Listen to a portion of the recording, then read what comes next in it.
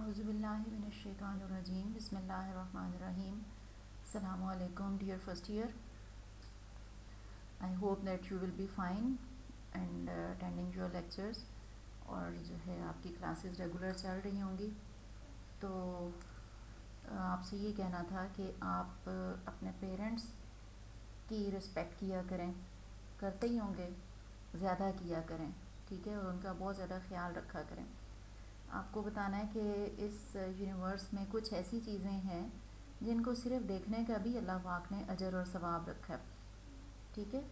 जैसा कि बैतुल्ला शरीफ, खाना काबा, उसको अगर एक बंदा वहाँ पर गया हुआ है और उसको बैठ के सिर्फ देख रहा है, वो कोई इबादत नहीं कर रहा, तवाफ़ नहीं कर रहा और वहाँ पे नमाज नहीं पढ़ रहा, तो उसको भी जो है वहाँ पे सिर्फ देखने का भी सवाब मिलता है और उसके ऊपर 20 रहमतें नाजिल होती हैं अगर वो खाली बैठ के उसको देखता है, ठीक है। जो तवाफ़ करता है वहाँ पे उस पर 60 रहमतें नाजिल होती हैं। इसी तरह माँ बाप को अगर आप मोहब्बत की निगाह से देखते हैं तो आपको उस चीज़ के बदले में एक मकबूल हज और उम्रे का सवाब मिलता है। ये बहुत बड़ी फजीलत की बात है। कुरान पाक में अल्लाह पाक ने जहाँ जहाँ अपने हकूक़ का ज़िक्र किया है, जहाँ जहाँ अल्लाह पाक ने शिर्क से मना फरमाया है, उसके इमीडिएटली बाद जो हुक्म लगाया है वो माँ बाप की फरमाबरदारी का लगाया। तो माँ बाप की जो है वो बात मानना और उनका दिल राज़ी रखना, उनके साथ रफ़ तरीके से बात नहीं करना, ठीक है, उनको ओबे करना, ये लाजिम है, इंसान के लिए फ़र्ज़ होता है। हमारे अल्हम्दुलिल्लाह 5 चैप्टर्स जो हैं वो कंप्लीट हो चुके हैं। Today we have to start with chapter number 6 and this is about the fluid dynamics. तो सबसे पहले तो हमें ये देखना है कि फ्लूइड क्या चीज़ होती है। फ्लूइड से मुराद है कोई भी सब्सटेंस, कोई भी मैटर जो कि फ़्लो कर सकता है, ठीक है। तो फ्लूइड्स में हमारे पास लिक्विड्स भी आ जाते हैं और साथ में गैसेस भी आ जाती हैं। हो सकता है कि कुछ लोग सिर्फ लिक्विड्स को फ्लूइड समझते हों, लेकिन गैसेस भी फ्लूइड्स ही होती हैं, ठीक है। और डायनामिक्स जो होती है ये हमेशा फ़िज़िक्स की वो ब्रांच होती है जो कि उन ऑब्जेक्ट्स को डील करती है विच आर इन मोशन, ठीक है। तो लिहाजा यहाँ पर अगर हम फ्लूइड डायनामिक्स कह रहे हैं तो it is the study of the fluids which are moving, study of objects in motion को हम हमेशा डायनामिक्स कहते हैं। तो अगर हम फ्लूइड डायनामिक्स की टर्म इस्तेमाल करेंगे तो इसका मतलब होगा कि हम फ्लूइड्स जब मूव करेंगे तो उनके ऊपर कौन से रूल्स एंड रेगुलेशंस जो हैं वो अप्लाई होते हैं और क्या क्या इक्वेशंस हमारे पास आती हैं उसको, ठीक है। फ्लूइड डायनामिक्स जो है ये खासा कॉम्प्लिकेटेड सच जो है ना सब्जेक्ट है, तो लेकिन इसमें कुछ हम असम्पशंस लगाकर इसको सिंप्लीफाई कर सकते हैं, ठीक है। हम लॉ ऑफ कंजर्वेशन जो हैं वो कुछ कंसिडर करेंगे, हम ये कहेंगे कि वो यहाँ पर होल्ड करते हैं और उन लॉज की वजह से काम आसान हो जाएगा। Law of conservation of mess and law of conservation of energy, ये दो मेन लॉज होंगे जिनको कि हम कंसिडर करेंगे, ठीक है। अच्छा जी, सबसे पहले हमारा इसमें जो टॉपिक है वो है about the viscous drag and Stokes theorem या स्टोक्स लॉ। तो उसकी बात करते हैं पहले।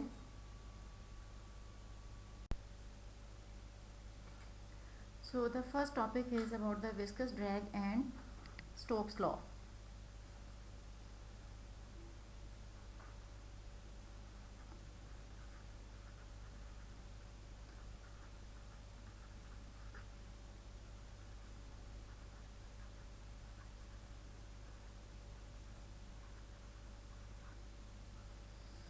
ठीक है जी, तो सबसे पहले हमने देखना है एक टर्म जिसको कहते हैं विस्कोसिटी।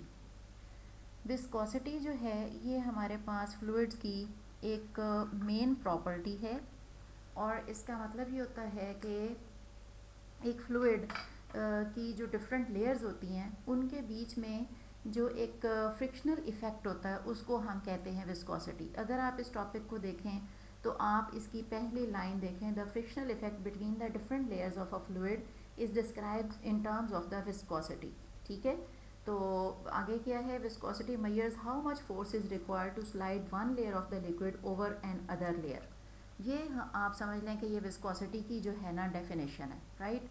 तो इसको आप लोगों ने जो है वो लिख लेना है कि विस्कोसिटी को हम किस तरह से डिफ़ाइन करते हैं कि the frictional effect between the different layers of a fluid is known as viscosity. इसके अलावा हम विस्कोसिटी को यूँ भी डिफ़ाइन कर सकते हैं कि एक फ्लूइड अपने फ़्लो के अगेंस्ट कितनी रेजिस्टेंस ऑफ़र करता है, तो उसको हम उसकी विस्कोसिटी कहते हैं। जैसे देखें कि अगर आप किसी जगह के ऊपर फ़र्श के ऊपर जो है वो किसी इंक्लाइंड सरफेस पे हनी गिराते हैं, तो वो कितनी तेज़ी से जो है वो बहता है, और अगर आप पानी गिराते हैं तो वो कितनी तेज़ी से बहता है। इन दोनों के फ़र्क से हमें ये पता चल जाता है कि कौन से वाला फ्लूइड जो है वो ज़्यादा विस्कस है, ठीक है, और कौन से वाला जो फ्लूइड है वो कम विस्कस है। Definitely honey is more viscous than water. तो ये जो इस चीज़ का जो मैयर होता है कि एक फ्लूइड अपने फ़्लो के अगेंस्ट कितनी रेजिस्टेंस ऑफ़र कर रहा है और उसका बहना कितना मुश्किल है, ये इसी वजह से होता है कि उसकी जो डिफरेंट लेयर्स होती हैं उनके बीच में फ्रिक्शनल इफेक्ट होता है। ये फ्रिक्शनल इफेक्ट जितना ज़्यादा होता है तो हम कहते हैं कि उस फ्लूइड की जो विस्कोसिटी है वो उतनी ही ज़्यादा है। तो विस्कोसिटी जो डिफरेंट चीज़ों की हम मैयर करते हैं, इसको हम मैयर करते हैं इन terms of coefficient of viscosity, यानी कि मैथमेटिकली अगर हमने डिफरेंट फ्लूइड्स की विस्कोसिटी को कंपेयर करना हो तो हम कौन सी टर्म्स इस्तेमाल करते हैं, इन terms of the coefficient of viscosity. Coefficient of viscosity के लिए जो आप सिंबल इस्तेमाल करते हैं दैट इज़ ईटा, ठीक है, ये इसका सिंबल है ईटा। और आपको पता होना चाहिए कि इसके जो यूनिट्स हैं वो क्या हैं, वो भी थोड़ी देर में मैं आपको खुद आप ड्राइव कर लेंगे, आपको पता चल जाएगा। अच्छा, फिर उसके बाद हम लोगों ने एक टर्म पढ़नी है ड्रैग फोर्स। ड्रैग फोर्स जो है वो ये है कि आप ये देखिए कि अगर आप किसी फ्लूइड के अंदर कोई सॉलिड ऑब्जेक्ट गिराते हैं तो उस ऑब्जेक्ट को depending upon the viscosity of the fluid और कुछ और फैक्टर्स, वो जो सॉलिड ऑब्जेक्ट है वो जब फ्लूइड में से पास करता है तो उसको थोड़ी सी एक अपोजिशन का सामना करना पड़ता है। एक मुज़ाहमत की फ़ोर्स होती है जो कि फ्लूइड की तरफ से आती है उस सॉलिड ऑब्जेक्ट के ऊपर जो कि उस फ्लूइड में से पास करना चाह रहा है। फॉर एग्ज़ाम्पल कि आप कंसिडर करें कि आपने एक बर्तन के अंदर जो है ना वो अगर यहाँ पर कोई ग्लिसरीन डाली हुई है, ठीक है, अगर आपने यहाँ ग्लिसरीन डाली हुई है और आप एक मेटेलिक बॉल को यहाँ पर अगर आप ड्रॉप करते हैं तो जब ये इसमें से गुजर के जाएगी तो आपको पता है कि ये ग्लिसरीन में से आहिस्ता आहिस्ता से गुजरती भी जाएगी, थोड़ी उसको रेजिस्टेंस का सामना होगा। तो ये जो इसके ऊपर फोर्स लग रही है इस फ्लूइड की वजह से, इसको हम ड्रैग फोर्स कहते हैं। ये जो ड्रैग फोर्स होती है ये ऑब्जेक्ट की मोशन से ऑपोजिट होती है, यानी कि ये उसकी मोशन को स्टॉप करने की कोशिश करती है। और ड्रैग फोर्स चंद फैक्टर्स के ऊपर डिपेंड करती है, जिनमें से एक फैक्टर इस फ्लूइड की विस्कोसिटी भी है, ठीक है, और दूसरा फैक्टर जो है वो ये भी है कि ऑब्जेक्ट का साइज़ कितना है। तीसरा फैक्टर ये है कि ऑब्जेक्ट कितनी स्पीड के साथ मूव कर रहा है, ठीक है। जैसे ये देखें कि अगर आप जो है वो इधर पानी डालेंगे तो गोली आसानी के साथ नीचे चली जाएगी, अगर आप इधर जो है वो ऑयल डालेंगे तो उसको थोड़ी सी और डिफ़िकल्टी का सामना करना पड़ेगा, अगर आप यहाँ पर हनी डाल देंगे तो और ज़्यादा डिफ़िकल्टी का सामना करना पड़ेगा, ठीक है। अच्छा, ये तो हो गया कि विस्कोसिटी के ऊपर ड्रैग फोर्स डिपेंड करती है, जब विस्कोसिटी बढ़ती है तो उस फ्लूइड की ड्रैग फोर्स भी ज़्यादा हो जाती है, ठीक है। तो ड्रैग फोर्स का एक फैक्टर जो हम लोगों ने देखा वो ये है कि ये उस फ्लूइड जिसमें से सॉलिड ऑब्जेक्ट को हम गुजारने की कोशिश कर रहे हैं उसकी विस्कोसिटी के डायरेक्टली प्रोपोर्शनल है। एक और फैक्टर जो है वो ये है कि हमारे पास जो फ्लूइड है उसका रेडियस कितना है, बशर्ते कि हमने जो फ्लूइड का रेडियस नहीं, ऑब्जेक्ट का रेडियस, बशर्ते कि हम ऑब्जेक्ट को लेंगे सफेरिकल शेप का, ठीक है। अगर ऑब्जेक्ट हमारा नॉन सफेरिकल शेप का हो तो फिर ये रिलेशन काफ़ी कॉम्प्लिकेटेड हो जाता है। यहाँ पर हमने एज्यूम क्या किया है कि जो हमारा सॉलिड ऑब्जेक्ट है उसकी शेप जो है ना that is spherical, solid object is spherical in shape, right. तो फिर उसके रेडियस के ये प्रोपोर्शनल है। और जो तीसरा फैक्टर है that is the velocity of the object के जिसके साथ वो फ्लूइड में से गुजर रहा है, ठीक है। अगर इवन जो है हमारे पास वेलोसिटी हाई जब होती है तो एक ऐसा फ्लूइड जिसकी विस्कोसिटी कम भी है उसकी भी ड्रैग फोर्स बहुत ज़्यादा बढ़ जाती है।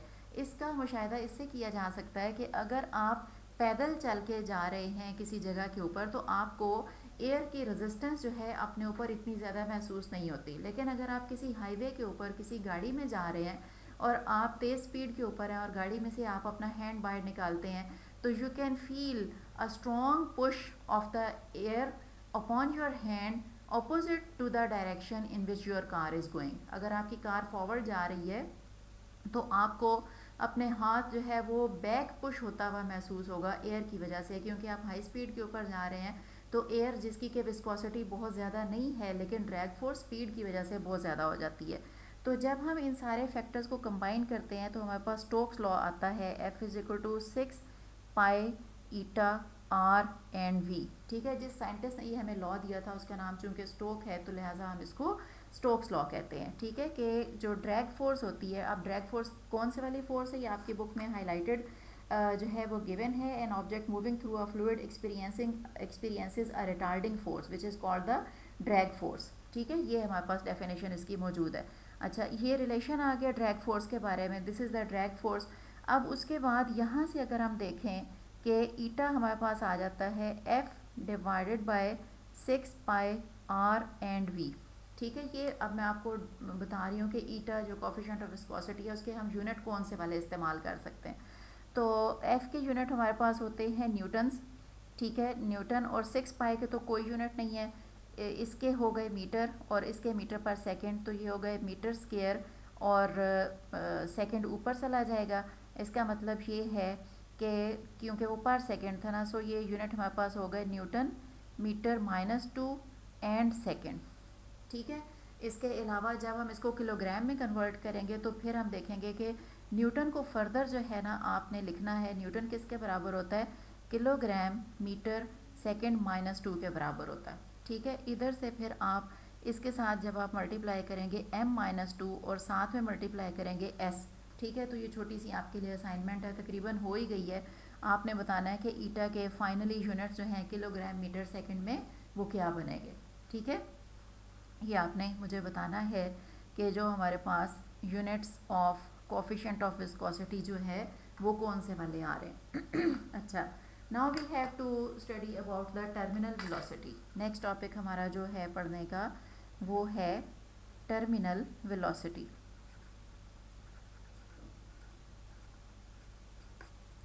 टर्मिनल वेलोसिटी को हम इस तरह से पढ़ेंगे कि आप देखें कि अगर जो है हमारे पास कोई वाटर ड्रॉपलेट वो किसी हाइट से नीचे गिरा। ठीक है, this is a water droplet जिसका कि जो रेडियस है वो r है। ठीक है, और इसको यहाँ से जो है वो नीचे गिराया गया। अब यहाँ एयर मौजूद है। ठीक है, ये सारी जो है ना ये क्या है, ये एयर है, और वाटर का जो ड्रॉपलेट है वो नीचे की तरफ यहाँ पर आ रहा है। तो जब ये वाटर ड्रॉपलेट जो है वो नीचे की तरफ आ रहा है तो इसके ऊपर द ओनली फोर्स जो कि स्टार्ट में एक्ट करती है वो होता है इसका weight, and that is equal to mg। ठीक है, फिर चूंकि एक्सेलरेशन ड्यू टू ग्रेविटी इसको डाउनवर्ड पुल कर रहा है, तो जैसे जैसे ये नीचे आएगा यहाँ से ये शुरू करेगा ज़ीरो वेलोसिटी के साथ, लेकिन नीचे को एक्सेलरेट होता जाएगा और करते करते इसकी स्पीड में इजाफा होता जाएगा। ठीक है, when the speed will increase, तो ये जो हमारे पास ड्रैग फोर्स है इसका वजूद भी यहाँ पर आना शुरू हो जाएगा, और जो ड्रैग फोर्स होगी वेट इसका आएगा डाउनवर्ड डायरेक्शन में, और जो इसके ऊपर ड्रैग फोर्स होगी वो आएगी अपवर्ड डायरेक्शन में। ठीक है, एफ डी अगर मैं यहाँ पर सबस्क्रिप्ट लगा रहा हूँ डी फॉर ड्रैग, तो ड्रैग फोर्स इसको अपवर्ड जो है वो सपोर्ट देगी और वेट इसको नीचे की तरफ खींचेगा। ड्रैग फोर्स शुरू में नहीं होगी क्योंकि शुरू में ऑब्जेक्ट की वेलोसिटी ज़ीरो है, लेकिन एक्सेलरेशन उसका डाउनवर्ड है जिसकी वजह से उसकी वेलोसिटी बढ़ती चली जाएगी, और इसकी वजह से ड्रैग फोर्स भी बढ़ती चली जाएगी। अ टाइम विल कम कि जब इसके ऊपर जो है दोनों फोर्सेस एक्ट कर रही हैं, तो नेट फोर्स को हम कैसे लेंगे, नेट फोर्स को हम लेंगे कि इसका वेट, ठीक है, और माइनस हो जाएगी हमारे पास ड्रैग फोर्स, ये नेट फोर्स होगी। वेट को हमने इधर और माइनस ड्रैग फोर्स इसलिए किया क्योंकि इसकी मूवमेंट डाउनवर्ड है, तो इस वजह से वेट को पॉजिटिव ले लिया। अच्छा, so weight is mg and the drag force is becoming 6 pi eta r v. ठीक है, वेलोसिटी चूँकि इसकी मुसलसल बढ़ रही है, लिहाजा एक टाइम ऐसा आएगा कि इसकी वेलोसिटी बढ़ते बढ़ते ड्रैग फोर्स की क्वांटिटी वेट के बराबर हो जाएगी। ठीक है, जब वेट के बराबर हो जाएगी, दोनों फोर्सेस आपस में इक्वल हो जाएंगी, तो फिर नेट फोर्स इसके ऊपर ज़ीरो हो जाएगी। After some time velocity of the drop will increase and weight और ड्रैग फोर्स आपस में हो जाएंगी बराबर, ठीक है। इट मीन्स के नेट फोर्स उसके ऊपर जो है, जो कि W माइनस एफ डी है, ये ज़ीरो हो जाएगी, ठीक है। और इस वक्त जो इसकी वेलोसिटी होगी उसको कहा जाएगा terminal velocity. This will happen at VT. कि जब ऑब्जेक्ट की वेलोसिटी ख़ास वैल्यू को पहुंच, या हम इस वेलोसिटी को टर्मिनल वेलोसिटी कहते हैं। अदरवाइज अब अगर हम इस बात को बोलें कि हम इस ख़ास वेलोसिटी को क्या कहते हैं, टर्मिनल वेलोसिटी कहते हैं। ये कौन सी वेलोसिटी होती है, जिस वक्त ये दोनों फोर्सेस आपस में बराबर हो जाती हैं, तो लिहाजा ऑब्जेक्ट के ऊपर एक्ट करने वाली नेट फोर्स को उस वक्त ज़ीरो लिया जाता है, ठीक है। इट मीन्स कि हम ये लिखेंगे कि W is equal to F D, या M G is equal to F D की जगह लिखा 6 pi eta are and v and t, ठीक है। जब ऑब्जेक्ट टर्मिनल वेलोसिटी अचीव कर लेता है तो उसके ऊपर नेट फोर्स चूँकि नहीं होती, इसका मतलब ये होता है कि वो फिर एक यूनिफॉर्म वेलोसिटी के साथ नीचे आता हुआ आपको महसूस होता है, जिसको कि आप डायनामिक इक्विलिब्रियम कहते हैं। और इस वक्त जो है ऑब्जेक्ट की मोशन में फिर एक्सेलरेशन उसके ऊपर नहीं होता, बल्कि वो इक्विलिब्रियम में वी टी वेलोसिटी के साथ जो है ना वो नीचे आता है। आपको ऐसा लगता है जैसे वो एयर में सस्पेंडेड है, हालांकि वो मूव कर रहा होता है, लेकिन सस्पेंडेड वो इस वजह से महसूस होता है कि उसकी जो वेलोसिटी होती है उस वक्त वो यूनिफॉर्म हो चुकी होती है। एनीवे यहाँ से अगर हम वी टी की वैल्यू लिखें तो ये हमारे पास आ जाएगी M G divided by 6 pi eta and R, ठीक है। अब यहाँ पर ईटा जो है हमारे पास उस फ्लूइड की विस्कोसिटी है, यानी कि एयर यहाँ पर हमने कंसिडर की। अगर कोई भी फ्लूइड हो तो ये लॉ उसके लिए एप्लीकेबल है। मैस को हम रिप्लेस करेंगे यहाँ पर डेंसिटी के साथ। चूँकि हमने ऑब्जेक्ट को स्फेरिकल एज्यूम किया है, लिहाजा हम ये लिख सकते हैं कि मैस हमारे पास डेंसिटी इनटू वॉल्यूम होता है, और वॉल्यूम ऑफ द सफ़ियर जो है उसके लिए हम लिखेंगे 4/3 पाई आर क्यूब, ठीक है। चूँकि स्फेरिकल ऑब्जेक्ट है, लिहाजा सफ़ियर का वॉल्यूम यहाँ पर हम जो है वो अप्लाई करेंगे। तो मैस की ये वैल्यू यहाँ हम सब्स्टिट्यूट करेंगे, इसको यहाँ ले जाकर आपने पुट करना है मैस का ये वाला फैक्टर यहाँ।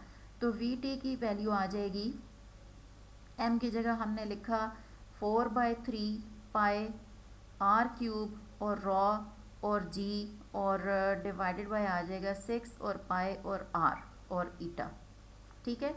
पाई विल गेट कैंसल्ड और 6 और 4 की कैंसिलेशन ऐसे होगी, 2 2s are 4 और 2 3s are 6।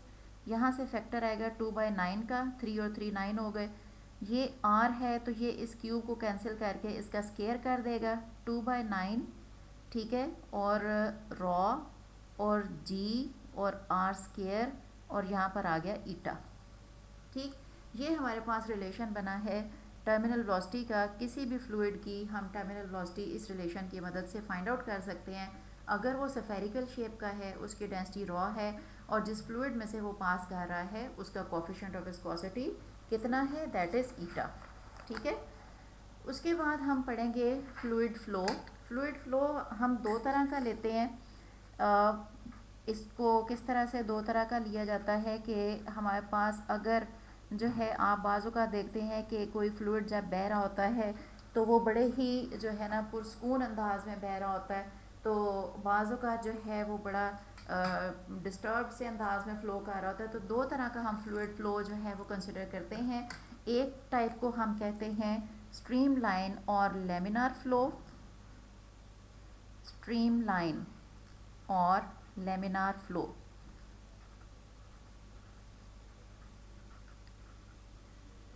ये वो फ़्लो होता है जिसमें आपको फ्लूइड बहुत पुरसकून अंदाज में बहता हुआ महसूस होता है। इसकी proper definition that is given in your book.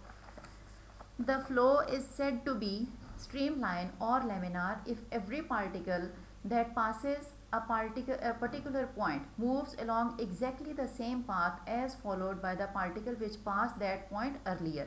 यानी कि जो पार्टिकल्स हैं फ्लूइड के वो एक दूसरे के रास्ते को फॉलो करते हुए जो है ना वो जा रहे होते हैं।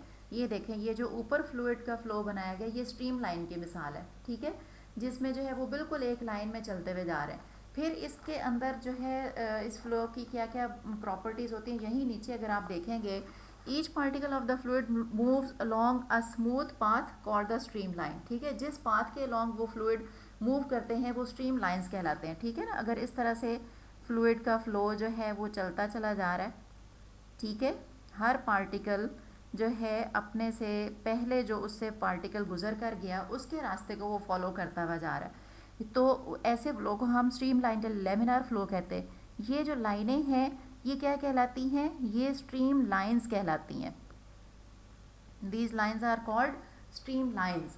अच्छा, उसके बाद जो है इसमें क्या है कि different stream lines can not cross each other, ठीक है, ये स्ट्रीम लाइन जो एक दूसरे को क्रॉस नहीं कर सकती। This condition is called the steady flow condition. The direction of the stream line is the same as the direction of the velocity of the fluid at that point, ठीक हो गया। तो ये 3-4 इसकी प्रॉपर्टीज़ हैं स्ट्रीम लाइन फ्लो की, ये आप लोगों ने भी इसी तरह से जो है ना पॉइंट वाइज यहाँ पर जो है वो अपने नोट्स में लिख लेनी है, ठीक है। यहाँ इनकी जो प्रॉपर्टीज़ हैं आई एक्सपेक्ट फ्रॉम यू के वो आप लिखेंगे। फिर उसके बाद हमारा जो दूसरा फ्लो है उसको हम कहते हैं टर्बुलेंट फ्लो, ठीक है, इरेगुलर या अनस्टेडी फ्लो होता है टर्बुलेंट फ्लो। ये वो फ्लो होता है जो कि बिल्कुल भी स्ट्रीम लाइन नहीं होता। दिस इज़ द इरेगुलर और अनस्टेडी फ्लो, ठीक है, इसमें कोई वो एक दूसरे के पाथ को फॉलो नहीं कर रहे होते, बल्कि जो है वो एब्रप्टली फ्लो कर रहे होते हैं। जैसे कि इसने ये फिगर जो बनाई है ये किसकी बनाई है, ये टर्बुलेंट फ्लो की बनाई है, ठीक है, जहाँ पे आप कहीं पे भंवर देखते हैं पानी में तो वहाँ पर जो है ना वो टर्बुलेंट फ्लो हो रहा होता है। उसके बाद आगे हम लोग अब फ्लूइड्स की डिफरेंट इक्वेशंस हम ऐसी निकालेंगे कि जो उनके फ्लो में हमें डायनेमिक्स को समझने में आसानी देंगी, ठीक है। तो उसके लिए हमने कुछ एजम्पशंस जो है ना वो लगानी है, इसकी भी डेफिनेशन और इसके जो पॉइंट्स वगैरह ना वो आपने लिखने। अब मैं आपको बताने जा रही हूँ ideal fluid assumptions which we will assume about the fluid under study, ठीक है, और ये ख़ास किस्म की एजम्पशंस लगा कर तो हम अपने फ्लूइड के ऊपर और हम उसको स्टडी करेंगे कि हमारा जो फ्लूइड है ये इन हमारी एजम्पशंस को फॉलो कर रहा है और इसका बिहेवियर इनके मुताबिक है, ठीक है। आइडियल फ्लूइड एजम्पशंस में हमारी जो पहली एजम्पशन है वो ये है कि हमने ये एज्यूम करना है कि हमारे फ्लूइड की विस्कोसिटी जो है ना वो यहाँ पर कोई नहीं है, it is non viscous, that is there is assume that there is no frictional effect between the adjacent layers of the fluid। देखें जब हम मैकेनिक्स भी पढ़ते हैं तो हम बाज़ औक़ात फ्रिक्शन को इग्नोर करके रिजल्ट्स निकालते हैं, ठीक है, फिर जब रिजल्ट निकल आते हैं एक दफ़ा तो फिर हम देखते हैं कि अगर फ्रिक्शन हो तो फिर क्या होता है। तो इसी तरह यहाँ भी जब हम आइडियल सिचुएशन को कंसिडर करेंगे तो हम क्या कंसिडर करेंगे कि हमारा जो फ्लूइड है वो कैसा है, वो नॉन विस्कस है, यानी उसकी जो डिफरेंट लेयर्स हैं उनके बीच में अपना विस्कोसिटी जो है ना वो नहीं पाई जाती, ठीक है। पहली एजम्पशन क्या हो गई कि फ्लूइड इज़ नॉन विस्कस। दूसरी एजम्पशन होगी कि इट इज़ इनकम्प्रेसिबल, यानी कि इसकी जो आपने डेंसिटी की वैल्यू किसी एक पॉइंट के ऊपर लगाई है तो थ्रू आउट द फ्लो इसकी डेंसिटी मेंटेन होती है और रॉ को हम इसमें जो है ना वो कांस्टेंट एज्यूम करते हुए जाएंगे कि हमारा जो फ्लूइड है दैट इज़ इनकम्प्रेसिबल। और जो थर्ड एजम्पशन होगी वो होगी कि हमने जो फ्लूइड अंडर कंसिडरेशन लिया है वो स्ट्रीम फ्लो जो है वो हमारा स्ट्रीम लाइन है, ठीक है, स्ट्रीम लाइन फ्लो है, यहाँ पर टर्बुलेंट फ्लो नहीं है, ठीक है। यहाँ पे लाइन भी लिख लें, स्ट्रीम लाइन फ्लो। तो ये हमारे पास 3 एजम्पशंस होंगी। So these are the assumptions जो कि हमारे एक फ्लूइड को आइडियल फ्लूइड बना देती हैं। और उसके बाद अब हमने डिस्कस करना है इक्वेशन ऑफ कंटिन्यूटी, ठीक है। तो इसके लिए जो है वो आप कंसिडर करें कि ये एक हमारे पास पाइप है और इस पाइप में से कोई फ्लूइड पास कर रहा है। यहाँ पर पाइप का जो क्रॉस सेक्शन है उसको हम एज्यूम कर रहे हैं A1, ठीक है। A1 is the area of cross section of the pipe at this point. इधर से गुजरते हुए फ्लूइड की जो वेलोसिटी है दैट इज़ V1 और हमने इतना पोर्शन कंसिडर किया कि इतनी जगह से, जहाँ इतनी पोर्शन में जो कन्फाइंड फ्लूइड है हम उसकी बात कर रहे हैं. This distance is called delta x1. ठीक है. और फिर फ्लूइड यहाँ पहुँचा और इतना पोर्शन हम लोगों ने यहाँ पर लिया. This is the portion under consideration over here, delta x2.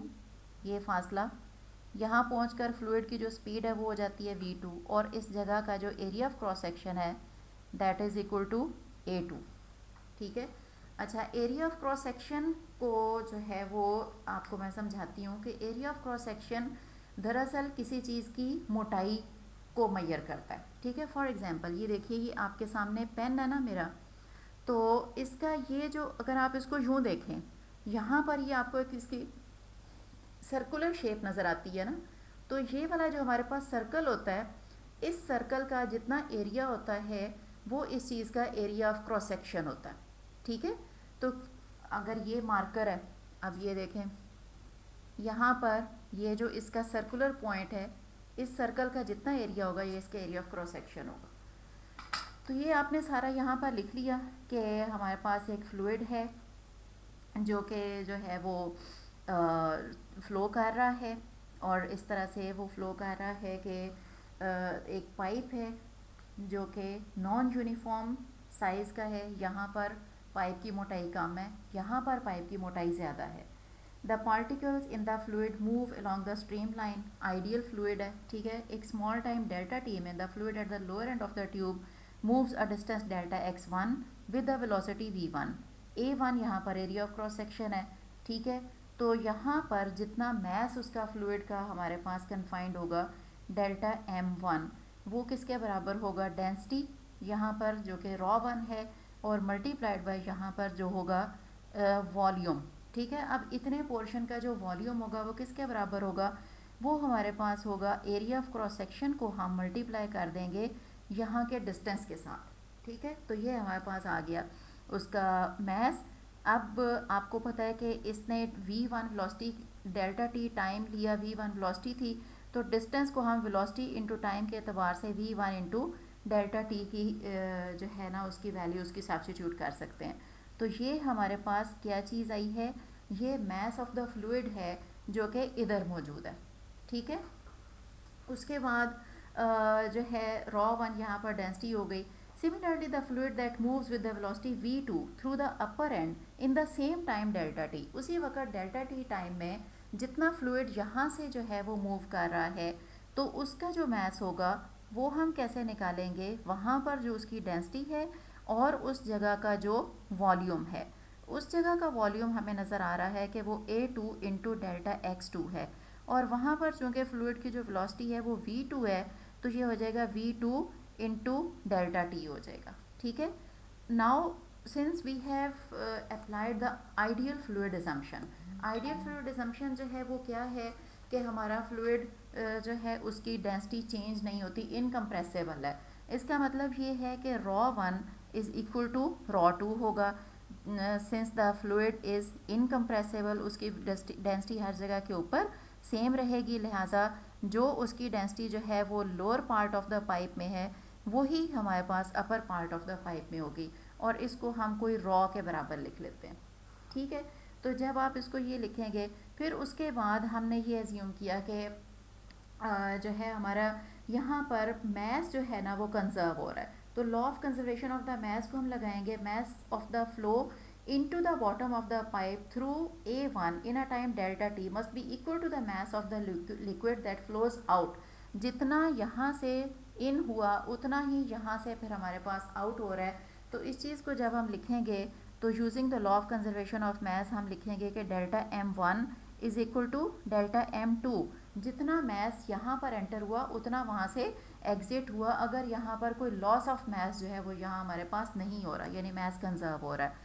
जब हम ये सारी बातें इसके ऊपर लगाएंगे तो डेल्टा m1 की जगह हमारे पास आया था ρ1 a1 v1 delta t is equal to ρ2 a2 V2 and delta t, delta t भी कैंसिल हो जाएगा, ρ1 और ρ2 भी आपस में बराबर, वो भी कैंसिल हो जाएंगे।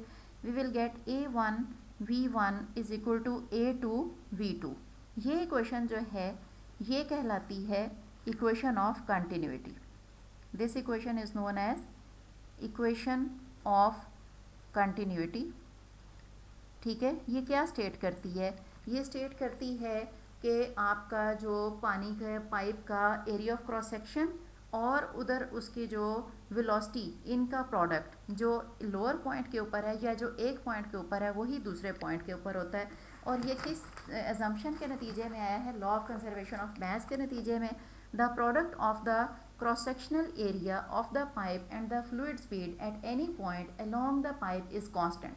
ठीक है, यानी कि जो हमारे पास टर्म ए वी है वो हमारे पास कांस्टेंट रहेगा। यहाँ पर वी वॉल्यूम वाला नहीं है बल्कि वेलोसिटी के वाला है। ठीक है, ये भी इस तरह से भी हम इक्वेशन ऑफ कंटिन्यूटी को लिख सकते हैं कि जो पाइप का एरिया ऑफ क्रॉस सेक्शन और फ्लूइड की वेलोसिटी, इन दो चीज़ों का जो प्रोडक्ट होता है वो एक ही पाइप के अंदर अगर एक फ्लूइड फ्लो कर रहा है तो वो हर जगह के ऊपर सेम आंसर आएगा। और ये जो कांस्टेंट है ये क्या है? This is the volume flow per second of the fluid और simply the flow rate. Flow rate से मुराद क्या है कि कितना वॉल्यूम पर यूनिट टाइम जो है ना वो यहाँ पर आपके पास आया। ठीक है, अब ये आपने मुझे फाइंड आउट करके बताना है कि किस तरह से इसने इसको वॉल्यूम फ्लो बोला है। ठीक है, ये जो नीचे वाली लाइन है इक्वेशन ऑफ कंटिन्यूटी की कि A into v this is also equal to the volume flow per second. ठीक है, दिस इज योर असाइनमेंट। आपने प्रूव करना है कि ये चीज़ वॉल्यूम फ्लो पर सेकेंड के बराबर है। ठीक है, ये आज के लिए इतना काफ़ी है। इंशाल्लाह फिर बाकी जो है वो हम नेक्स्ट पढ़ेंगे। इसकी जो बड़ी इंटरेस्टिंग ये जो फिगर्स वगैरह बनी हुई हैं इनको पढ़ें और इनके नीचे देखें कि क्या लिखा है। ये रोज़मर्रा की लाइफ के आपके जो ऑब्जर्वेशंस हैं उनको एक्सप्लेन किया गया है with the help of fluid dynamics. Okay, अस्सलामु अलैकुम व रहमतुल्लाह।